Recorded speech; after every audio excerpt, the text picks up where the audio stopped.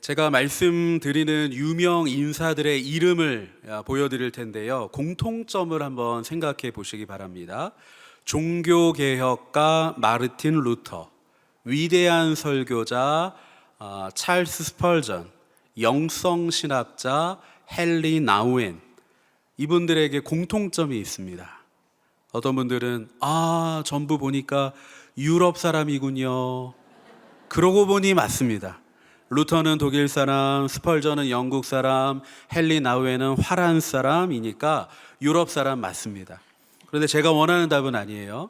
또 이렇게 말씀하실 수 있습니다.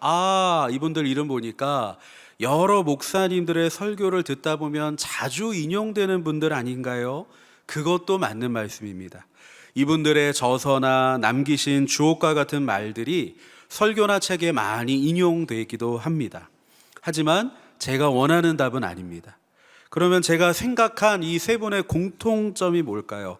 뭐냐면은 기독교 세계의 위대한 업적을 남긴 이 세 사람의 공통점은 바로 같은 질병으로, 바로 우울증으로 너무나도 괴로웠던 사람들이었다는 것입니다. 들어보신 적이 있는지 모르겠어요. 참 이상한 일입니다. 세계의 역사를 바꾼 루터에게, 회심의 역사를 일으킨 대단한 설교자 스펄전에게, 실천적인 영성가 헨리 나우엔에게 그토록 하나님과 가까운 사람들이라 생각이 되는데 우울증이라뇨. 오히려 많은 사람들이 그분들의 영적 지혜와 성경적 권면을 통해서 신앙적으로 막 힘을 내어가지고 그 우울증에서 빠져나오면 나왔지, 그분들에게 과연 우울증이 가당키나 한 일인가? 여러분, 이런 말씀 혹시 들어보셨는지 모르겠어요. 종합병원에서, 여러분 우리가 때때마다 도움을 받는 종합병원에서 가장 많은 수익이 나는 분야가 뭘까요? 가장 많은 수익을 주는 효자 종목 뭘까요? 아무래도 수술비가 비쌀 테니 각종 외과에서 가장 많은 수익이 나지 않을까요? 아니면 경증으로 작은 병원보다도 나 큰 병원 가서 확인 받아야 나 마음이 편해. 그래서 진료받는 사람이 워낙 많을 테니 내과일까요? 아니면 요즘 트렌드에 맞게 성형외과, 건강검진, 피부과 이런 분야가 가장 많은 수익을 줄까요? 그게 다 아니랍니다. 가장 많은 수입원은 장례식장이랍니다. 들어보셨어요? 이 생각할수록 이상해요. 생명을 살리는 병원인데 장례식장이 가장 성황을 이루는 것이 얼마나 아이러니한 일인지 모릅니다. 여러분, 그런 것처럼 영혼을 살리는 기독교 신앙을 가진 그리스도인에게 정말 깊다란 침체를 경험하는 우울증이라니 일견 어울려 보이지 않습니다. 하지만 잘 아시는 대로 이것은 부정할 수 없는 현실인 게 맞습니다. 여러분, 우리 주변에 아주 경건하고 신실한 신앙의 사람들에게도 우울의 증상은 곧잘 찾아오고요, 마음의 깊은 고통이 아주 가까이에 있는 것을 경험하기도 합니다. 우울증까지는 아니라 할지라도 우울감이 순간 찾아왔다 떠나는 경우, 내 마음이 왜 이렇지? 이런 경우도 얼마나 많은지 모릅니다. 저는 우울과 불안에 대해서 오늘부터 2번에 걸쳐서 말씀을 나누려고 합니다. 오늘은 현상적인 이야기를 하고 다음번에는 하나님께 어떤 도움을 구해야 할 것인지 살펴보려고 합니다. 여러분, 우울과 불안에 대해서 우리가 기억해야 되는 2가지 핵심 포인트가 있습니다. 우울증 하면 이 2가지를 꼭 기억해야 돼요. 첫 번째 뭐냐면 지나친 걱정을 해서도 안 되고 가볍게 여겨서도 안 된다는 것입니다. 우울의 감정이나 우울증에 대해서 우리가 겪거나 그것을 갖고 있는 누군가의 이야기를 들을 때 거기에 대해서 지나치게 걱정해서도 안 되지만 가볍게 여기거나 얕봐서도 안 된다는 거예요. 다른 말로 하면 잘 알고 잘 이해해야 한다는 겁니다. 우울에 대해서 잘 알게 되면 얕보지 않고 잘 이해하게 되면 과하게 걱정하지 않을 수가 있습니다. 여러분, 우울증을 뭐라고 정의하는지 한번 사전적 정의를 봤으면 좋겠는데요. 사전적으로는 이렇게 되어 있습니다. 우리 같이 한번 밑에 두 줄 읽어볼까요? 시작. 의욕 저하와 우울감을 주요 증상으로 하여 다양한 인지 및 정신 신체적 증상을 일으켜 일상 기능의 저하를 가져오는 질환이라고 말합니다. 여러분, 한 사람의 전반적인 삶에 영향을 주고 있는 모습이에요. 이전에 우리 안에 있었던 어떤 일정한 에너지와 무언가 하려는 열의가 있었다면 그게 이유가 무엇이든지 간에 그것이 내 몸에서 내 마음에서 다 빠져나가 버린 겁니다. 그래서 극도의 낙담 상태, 병적으로 과도한 우울 상태, 절망감, 무력감, 식욕 부진, 불면증 같은 신체적 증상이 나타나게 된다는 거예요. 어떤 분은 이 증상을 듣고 어쩜 목사님 가만 들어보니 제 얘기를 하시는 것 같아요. 제가 잠이 안 오고요. 밤사이에 자주 깨서 잠이 충분하지가 않아요. 요즘에 그렇게도 입맛이 없어요. 아무것도 하기가 싫습니다.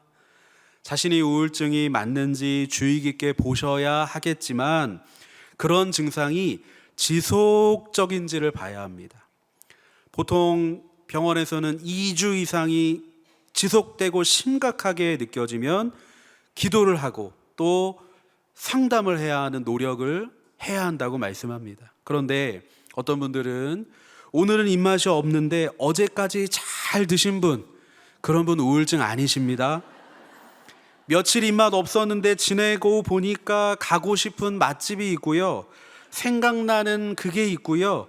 그래서 맛집에 좀 찾아가고 싶은 의욕이 있는 분들, 여러분 우울증 아닙니다. 생각나는 그거 맛있게 드시면 됩니다. 6시 내 고향 한국인의 밥상 보면서 입맛을 다시게 되는 분들 우울증 아닙니다. 동네 한 바퀴 보면서 이만기 씨 다니는데, 예전 같으면 김영철 씨 다니는데 나도 좀 가보고 싶다 하시는 분 계시면 괜찮으신 겁니다. 의욕이 있고 기대감이 있는 거잖아요. 밤에 잠이 잘 오지 않는데 낮에 그렇게도 잠이 쏟아지면 다행인 겁니다. 우울증이 순간 찾아왔다가 사람을 만나서든 좋은 일로 내가 웃음이 나서 언제 그랬냐는 듯이 우울감이 얼마 안 있다가 떠나가게 되면은 걱정 놓으셔도 됩니다. 일시적인 겁니다. 식욕, 수면 이런 문제보다 더 어려운 게 뭐냐면요, 사실은 마음에 찾아오는 감정의 상태가 문제입니다. 영혼이 침체된다라고까지 느껴지는 그것, 마음이 힘들 때 그게 몸으로도 나타나게 되는 게 바로 우울증입니다. 아프리카 니제르라고 하는 나라가 있는데 거기에 한 선교사님이 안식년에 한국에 건강검진을 오셨습니다. 그러다가 갑상선 문제를 발견하게 된 거예요. 지난번에 의사 말이 6개월 안에 재검진 받으라는 말을 해서 내가 염두는 해뒀지만, 여러분 선교 사역에 매진하시는 그 선교사님이 다시 한국에 들어오는 그 일정이 어디 쉽게 허락이 됐겠습니까? 1년 만에 오게 됐어요. 검사를 받습니다. 의사 선생님 말씀이 사이즈가 많이 커졌네요 이러시는 거예요. 결절의 크기가 커져 있었고 암의 징후도 보인다고 말합니다. 조직검사 결과를 선교사님이 조마조마 기다리면서 마음에 불현듯 찾아오는 불안감이 이루 말할 수가 없는 거예요. 만약 암이라면 내가 치료를 잘 받을 수 있을까? 선교주로 돌아가야 하는데 다시 쉽게 올 거리가 아닌데, 행여 암이어서 한국에 남는다 해도 남편이 홀로 선교지에 있고 지금 한국의 의료 사태 딱 그때였나 봐요. 그때 문제로 원활한 게 하나도 없는 이 상황에 내가 어떻게 해야 될까? 그러면서 의사의 말이 자꾸 귓가에 진작 오시지, 많이 커졌네요, 커졌네요, 커졌네요, 커졌네요. 이 말이 막 귓가에서 쟁쟁거리면서 떠나지를 않아요. 불안하고 우울감이 찾아옵니다.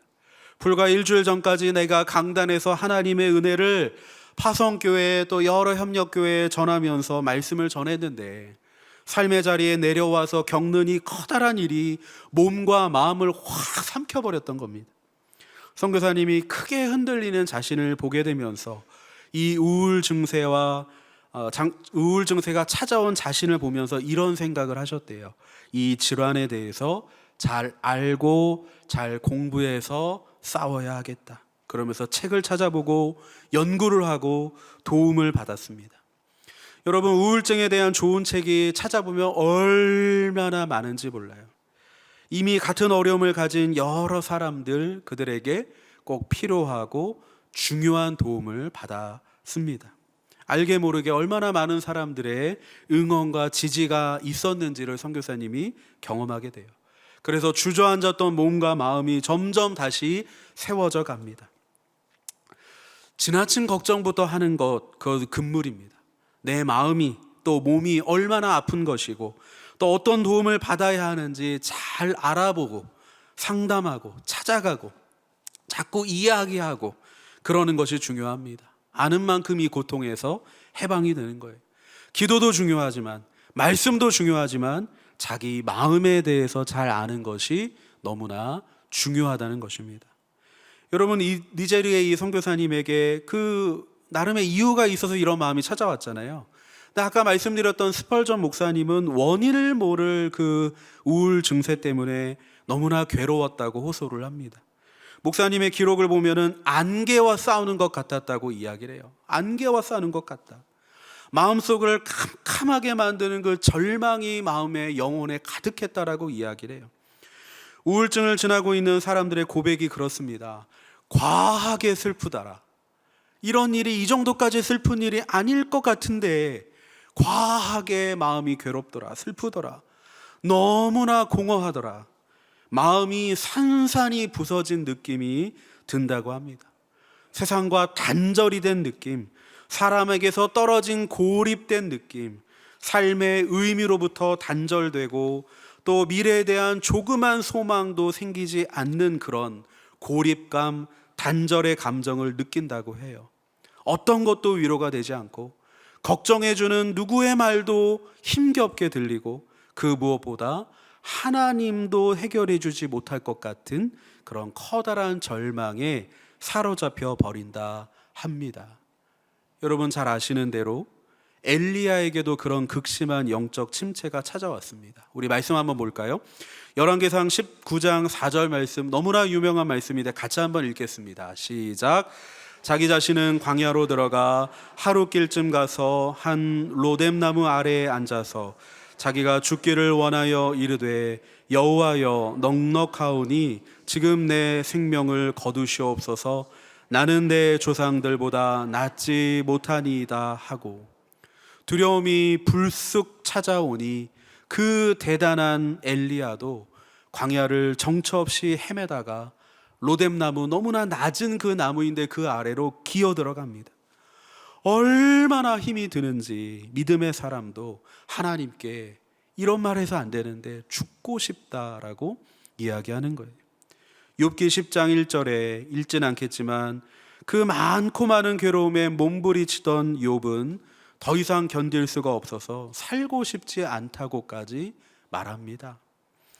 예레미야 선지자의 한탄을 한번 보실까요? 우리 예레미야 20장 18절 메시지 성경 번역인데요.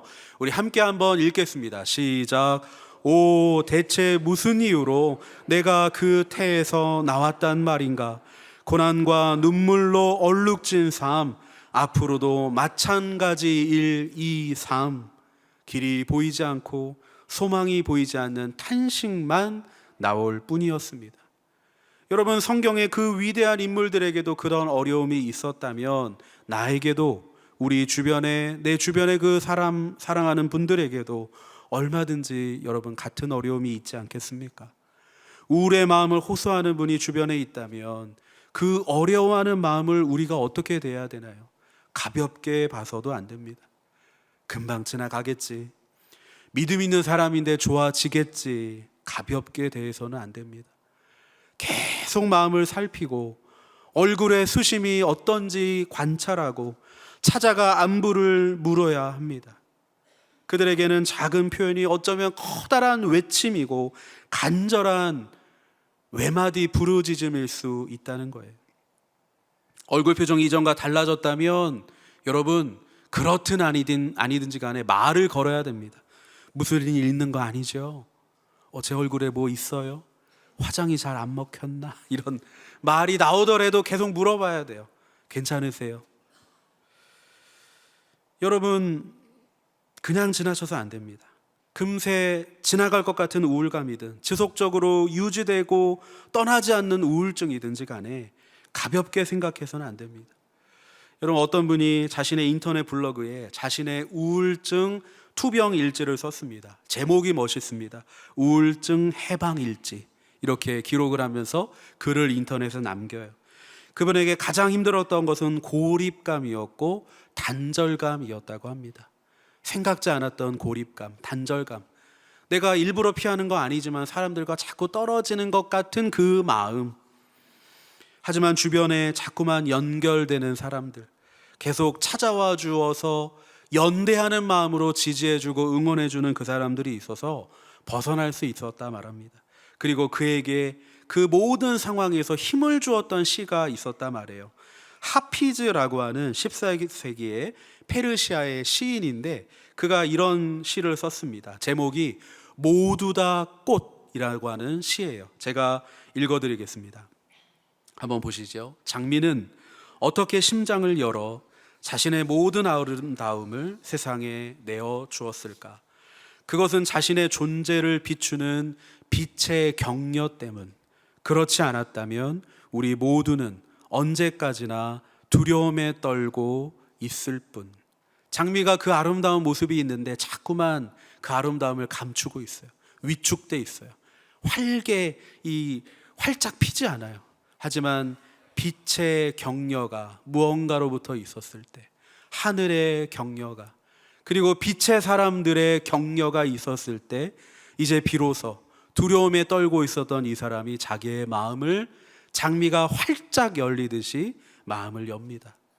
두려움에 떠는 누군가에게 존재를 비추어주는 빛의 격려가 있었기 때문에 심장을 열어 가슴에 온기를 나눠주고 따뜻한 마음을 함께 나누었던 사람들이 있었기에 어두움 가득한 그 자리에서 다시 일어날 힘을 얻게 되었던 겁니다. 여러분, 우리가 이 자리에 왜 모여 있습니까? 왜 모였습니까? 서로의 얼굴과 마음과 영혼을 살피기 위함인 줄 믿습니다.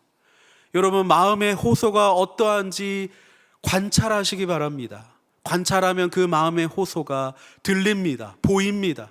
내가 할 말이 떠오릅니다. 내가 해야 할 기도가 떠오릅니다. 우리 목장 식구들의 기도 제목에 몇 줄 안 되는 그 기도 제목 사이에 있는 삶의 어떠한 행간이 있는지를, 어떠한 어려움이 담겨 있는지를 주목하며 기도하시기 바랍니다. 사망의 음침한 골짜기에 있는 그 마음을 끌어당겨 주시기 바랍니다.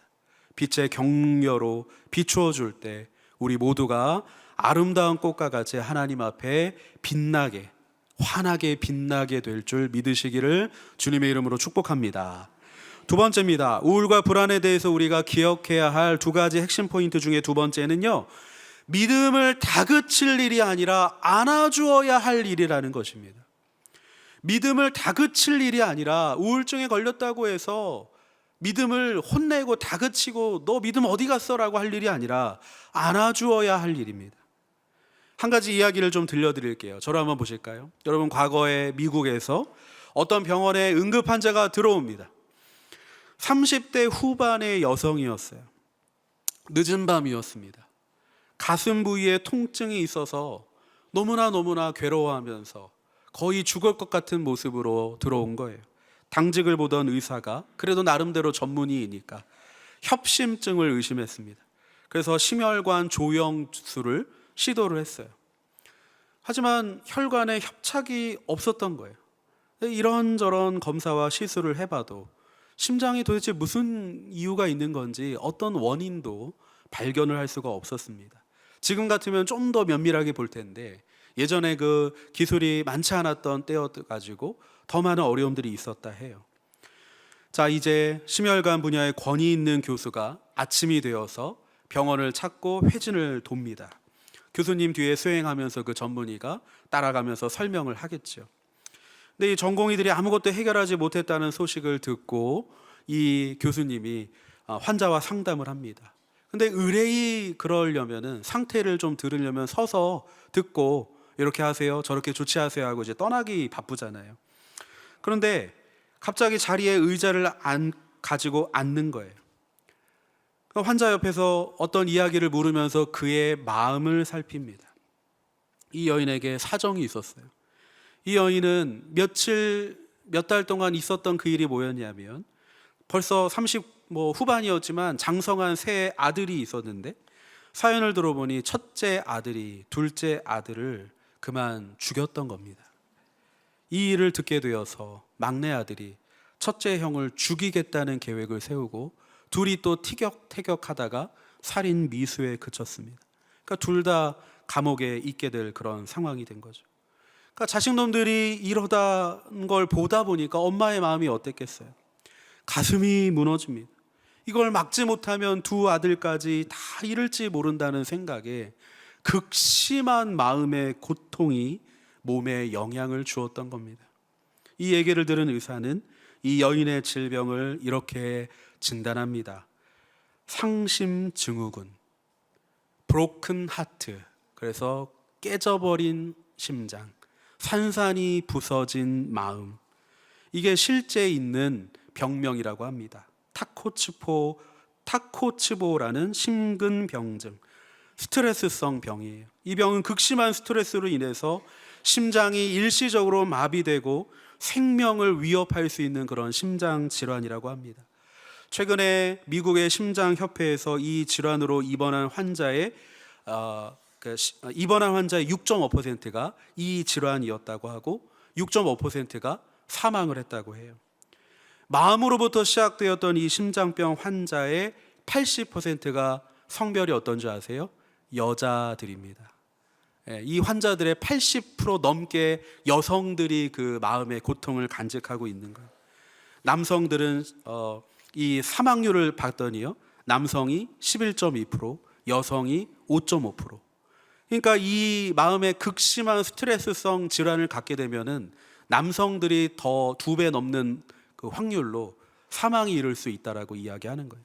그러니까 남자들이 마음의 병에 더 취약합니다. 여러분, 이 여인을 살게 한 이 의사의 이름은요, 조지 이 버치라는 사람입니다. 단 5분의 대화를 통해서 여인의 질병을 확인합니다. 그래서 이 심장병으로부터 벗어나게 해줬습니다. 이 여인만 살린 것이 아니라 다른 두 아들에게 살아야 할 이유가 되는 어머니를 생존케 함으로써 두 아들 또한 살게 만들었던 것입니다.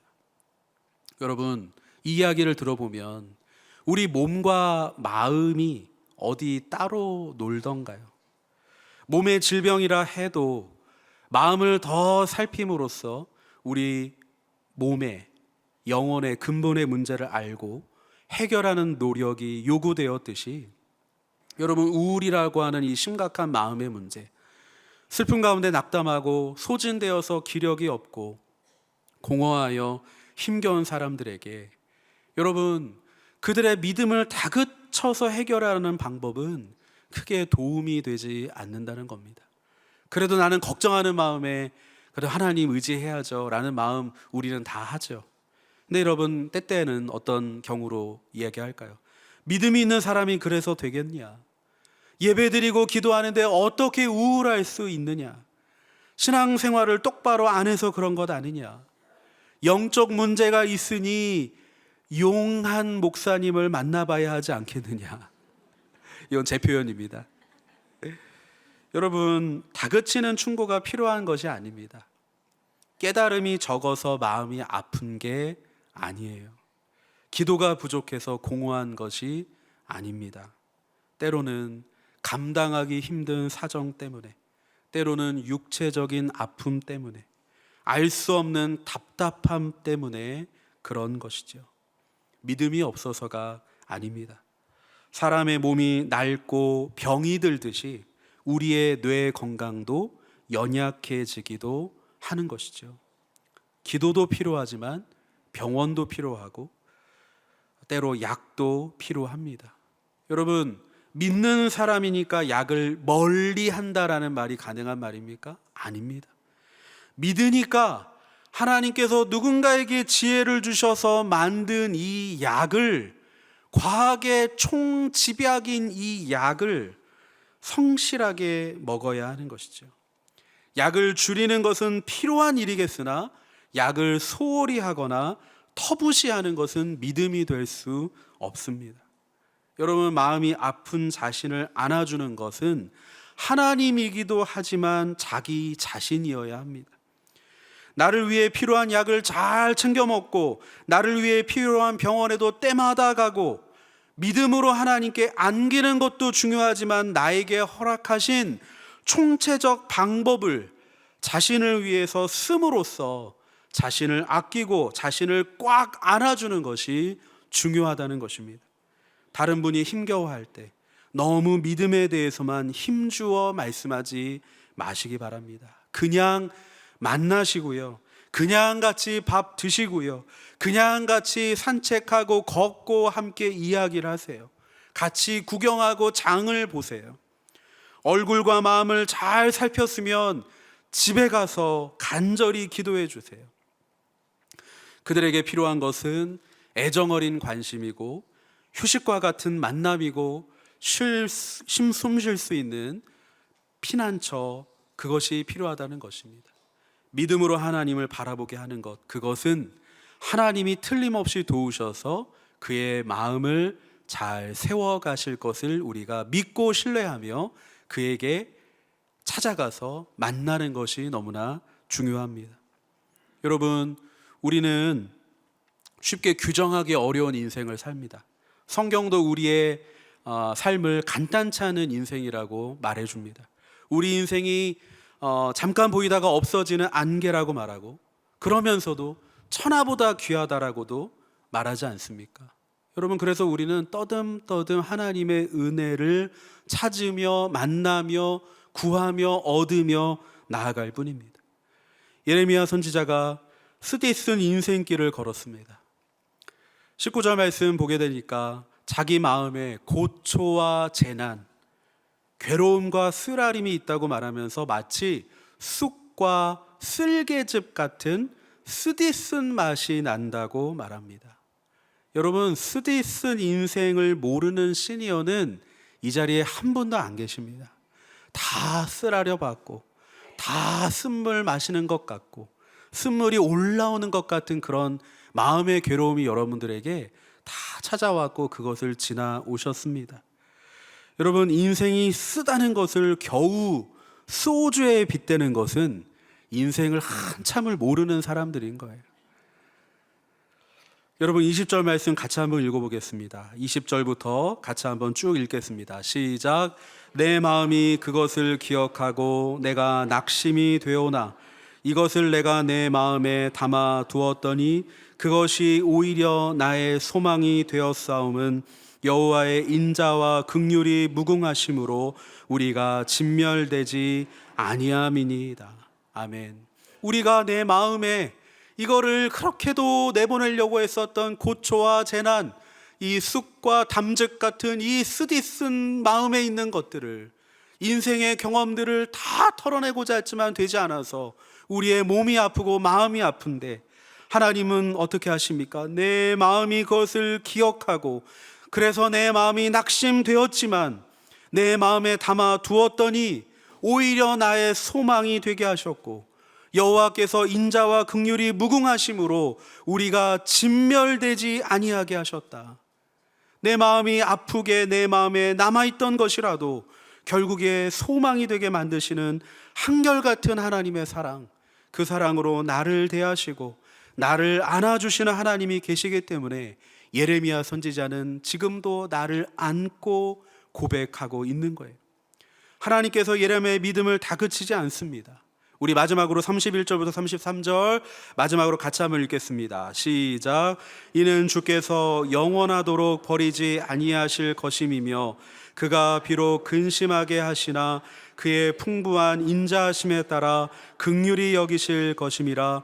주께서 인생으로 고생하게 하시며 근심하게 하심은 본심이 아니시로다. 아멘. 하나님이 우리를 버리지 않는다 말씀하십니다. 인생에 근심이 있으나 마음에 쓰디쓴 괴로움이 때로 있으나 하나님의 본심은 우리를 향한 긍휼하신 사랑인 줄 믿습니다. 그 사랑은 인생의 여러 일로 고생하고 아파하는 우리를 안아주셔서 다시 위로하시고 세우시는 사랑이라는 것입니다. 사랑하는 여러분, 우울의 문제는 저 멀리 있는 일이 아닙니다. 우리 주변에, 우리 목장에, 우리 이웃에, 때로는 우리 가족에게, 우리 자녀에게, 원치 않지만 어쩌면 우리 자신에게 아주 가까이에서 마주할 수 있는 어려움입니다. 여러분, 오늘의 말씀을 꼭 기억하셔서 어려움 가운데 있는 자들을 잘 이해하고 힘겨운 그들이 자신을 안아주고 하나님께 안길 수 있도록 여러분 관찰해 주시고요. 여러분 스스로도 마음을 관찰하시고요. 그리고 격려해 주시고 여러분 자신도 격려를 받으시기 바랍니다. 그렇게 함께 해줄 수 있는 우리 모두가 되기를, 그런 사랑을 실천하는 우리 모두가 되기를 주님의 이름으로 축복합니다. 같이 기도하도록 하겠습니다. 여러분 주변에 혹시 그런 마음의 고통이 있는 자들이 있습니까? 마음의 질병이 있는 가족들이 있습니까? 우리 목장 식구들 중에 마음에 그러한 어려움이 호소되는 자들이 있습니까? 하나님, 그들에게 자신을 안는 그런 믿음의 회복이 있게 하시고 하나님, 안아주시는 하나님을 바라보게 하여 주시옵소서. 내가 그들의 마음을 살피겠습니다. 그들의 얼굴을 살피겠습니다. 함께하는 격려로 그들을 주님 앞에 다시 마음 다하여 회복되어 나아가는 우리 공동체가 되게 하여 주시옵소서. 한 목소리로 함께 기도하겠습니다. 아버지 하나님, 은혜와 사랑을 감사합니다. 우리의 마음에 질병이 있습니다. 어려움이 있습니다. 그러나 아버지 하나님, 우리가 우리의 마음의 상태를 잘 알게 되기를 원합니다. 그래서 얕보지 않고 가볍게 여기지 않고 또한 과하게 걱정하지 않으며 잘 알아서 우리의 마음을 살펴서 또한 우리 주변의 사람들의 마음을 살펴서 하나님 그들을 안아주시는 것을 위하여 그들을 위해 기도하고 그들에게 찾아가고 함께하는 그런 마음의 함께함이 우리들 가운데 있게 되기를 간절히 원하오니 주님 붙드시고 함께하여 주시옵소서. 우리의 마음을 헤아려 주신 하나님을 바라보게 하여 주시옵소서. 하나님, 우리의 마음을 살피는 그 시간들, 그렇게 하나님의 마음을 알게 하시고 우리를 향하신 본심의 그 마음을 알게 하셔서 우리 자신을 안을 뿐만 아니라 하나님이 안아주심을 경험하는 마음에 힘든 모든 분들이 되실 수 있도록 인도하여 주시옵소서. 나의 마음도 그렇게 보다듬어져야 하겠지만 내 주변에 사랑하는 가족에게, 우리 목장에 혹시 그러한 도움이 필요한 자들이 있습니까? 그 마음을 보다듬도록 나를 보내주시고 그들의 얼굴과 마음을 관찰하고 살펴서 함께 주를 바라볼 수 있는 마음의 해방을 누릴 수 있는 모두가 될 수 있도록 인도하여 주시옵소서. 그렇게 행하실 주님 기대하며 우리 구주 예수님의 이름으로 기도드립니다. 아멘. 우리 찬송가 292장 주 없이 살 수 없네, 우리 함께 찬양하도록 하겠습니다. 우리 하나님 의지하며 박수하며 찬양합니다. 주 없이 살 수 없네, 죄인의 구주여. 그 귀한 몸의 피로 날 구속하소서. 구주의 사랑으로 흘리신 보혈이 내 소망 나의 위로 내 영광 됩니다. 주 없이 살 수 없네, 나 혼자 못 서리. 힘없고 부족하며 지혜도 없도다. 내 주는 나의 생명 또 나의 힘이라. 주님을 의지하여 지혜를 얻으니 주 없이 살 수 없네, 내 주는 아신다. 내 영의 깊은 간구 마음의 소원을 주밖에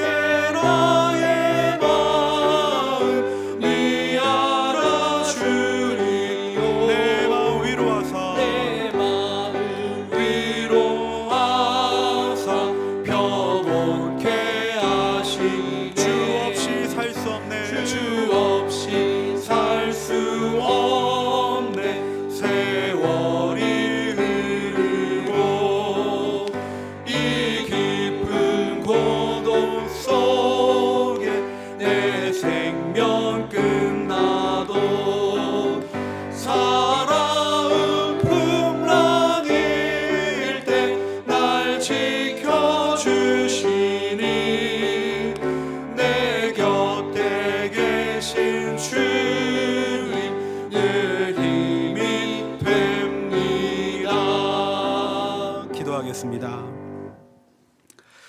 하나님, 우리가 방금 불렀던 찬양의 가사와 같이 우리의 힘이 되어 주시는 예수 그리스도의 은혜와 하나님의 다음 없는 사랑과 성령 하나님의 함께하심, 위로하심이 하나님 오늘 말씀의 귀중한 포인트를 기억하며 하나님, 우리가 이 우울의 시간, 때로 영적으로 침체되는 이 마음을 하나님께서 거두어 가시길 위하여 간절히 바라지만 때로 그것이 너무나 괴롭고 어려워 그것을 잘 알아 가볍게 여기지도 않고 과하게 걱정하지 않기를 원하고, 또한 우리의 마음을 안고 나를 안아주며 주여 서로 격려하며 사랑하며 하나님의 사랑으로 안아주어 힘들어하는 누군가를 하나님 앞에 온전히 세우기를 원하는, 그리고 또한 그 마음이 하나님 앞에 세워지기를 간절히 소망하는, 인생의 어두운 캄캄한 밤을 지나는 모든 성도들 머리 위에, 사랑하는 모든 시니어 가족들 머리 위에 이제부터 영원까지 함께하여 주시기를 간절히 축원하옵나이다. 아멘.